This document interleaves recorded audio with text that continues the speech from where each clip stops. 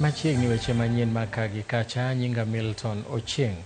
Jodak e gweng' ma Migadini e kach ng'od bura ma Changamwe Mombasa sani ni kod luoro kaluwore gi tuo magalagala ma gikoni osieko e gweng'no kendo osekelo tho ma ji 4 e thuolo ma juma achiel. Gikoni ng'at achiel nokwany e ode kowito ngimane odiechieng' manyoro, to kochopo kawuono gokinyi bende oyud ng'at machielo kotho e ode ka giduto gin kod ranyisi machalre. Kata kamano, apisas mawuok e migawo mar thieth e kaunti ma Mombasa okoni gisechako timo nonro mar yango gima kelo thoe ma kamago bang' ka onyinyo mag jogo mowito ngimagi.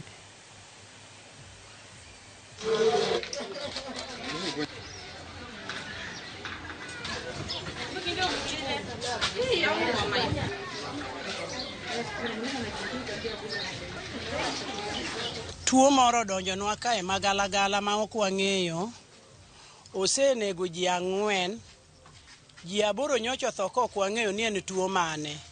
En tuo ma dend ng'ato kuot ka gima mach owang'e, to ng'ato kuot miparo ni en liech.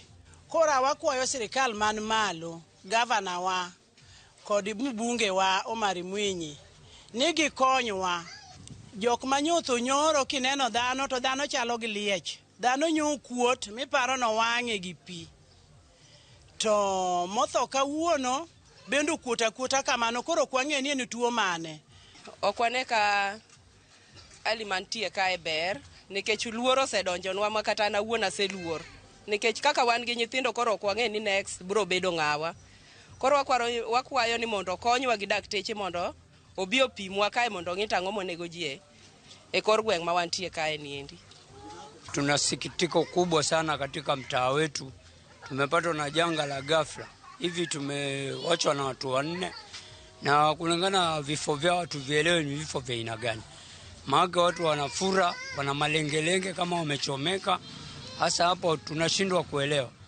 Tungeomba serikali kama inawezekano waje wafanye uchunguzi hapa, alafu watuwekea harambee tujue vile tutastiri hawa watu wetu. Jopuonj madongo ma sikunde secondary obwogo